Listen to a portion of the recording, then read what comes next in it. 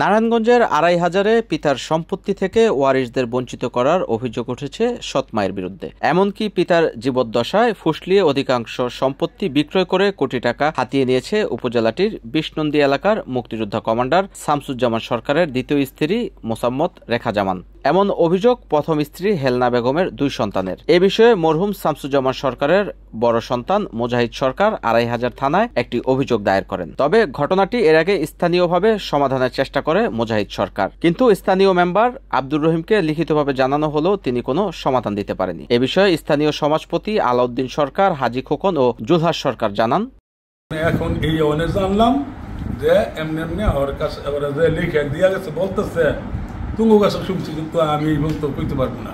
আমরা শুধু থানায় অভিযোগ পেয়েছি, অভিযোগ থেকে আমরা এই ব্যাপারে বাজান আসলে আমি কইতে পারবো না, আমি জানিও না, কিন্তু আমি মুহূর্তে শুনছি সত্যিকারই ব্যাপার। তাহলে মৃত্যুর আগে কখনো আপনার যেহেতু ভাই, আপন ভাই, কখনো কি বলেছিল যে লিখে দিয়েছি, ব্যাপারে কোনো শেয়ার করেছে আপনার কাছে? না না, এরকম আমার কাছে কোনোদিন বলে নাই যে আমি আমার এই পরের ওয়াইফকে আমি দিয়ে দিব, বা আমার আগের যে ছেলে ওয়াইফ আছে এগরে আমি বঞ্চিত করবো, এরকম আমার কাছে কোনো বলেও নাই, বা এগো সম্বন্ধে কোনো মন্তব্য করে নাই যে হ্যাঁ আমার করে না, হ্যাঁ আমার খোঁজ খবর নেই না, এরকম কোনো মন্তব্য আমার সাথে কোনোদিন করে নাই। সামনে বাইশে আইসে দেখছি, আইসা আমগুলো বেড়াইছে, অনেক লোকজন করে নিয়ে আসছে, আত্মীয় স্বজন নিয়ে আসছে, আইসা এখানে বেড়াইছে, ঘুরছে, ওই আমাদের এখানে দোতলায় গিয়া বৈশা অনেক মানে ইয়ে করছে, কিন্তু কোনোদিন বলে নাই যে এই ব্যাপার।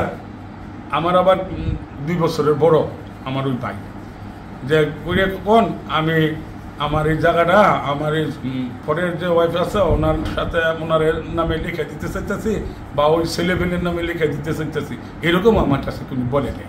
এটা আমার মতে ওনার কাজ হয়েছে, এটা আসলে ঠিক হয় নাই, যেহেতু ওনার ছেলে আছে, ওনার ওয়াইফ আছে আগের, এরা যেমন 3 জন, এরাও তো 3 জন, এরা ভাই বোন, এরা 3 ভাই 1 বোন, ওই হিসাবে 2টা সংসার হইতে দিয়া দুজনই এটা জড়িতভাবে এটা কইরা দেওয়া দরকার আছিল। হয়তো আপসে মীমাংসা যে হেরা কম পায়, আগের হেরা বেশি পায়, হয়তো আপস মীমাংসা এটা অর্ধি করতে পারতো, এইটা করতে পারতো, যেহেতু একজনের মানে বড় 1 ছেলে 1 মেয়ে তো কম পায়, ছেলে তো বেশি ডবল পায়, ওইটা হয়তো করতে পারতো। কিন্তু আসলে এইটা আমার মতে এটা কি করছে আমি এটা আসলে এইটা আমি ভালো মনে করি না। আমার ভাই মারা যাওয়ার পর আমার ভাতিজারা এখন তো আর আসে নাই, কিন্তু আমার লোক কয়েও নাই, জানিও না, অনেক তারা তো বঞ্চিত হয়েছে, এ কথাটা আমার জানাই নাই। সমাধান ভাতিজা আমার এইখানে এই বাড়ি তো ভাতিজি একজন আছে, আর এই ভাতিজাই 2 জন আছে, কিন্তু আমার তো কোনো অন্যরকম না, 1 ভাইয়ের সন্তান হই, আমি চাই যে সমাধান হোক।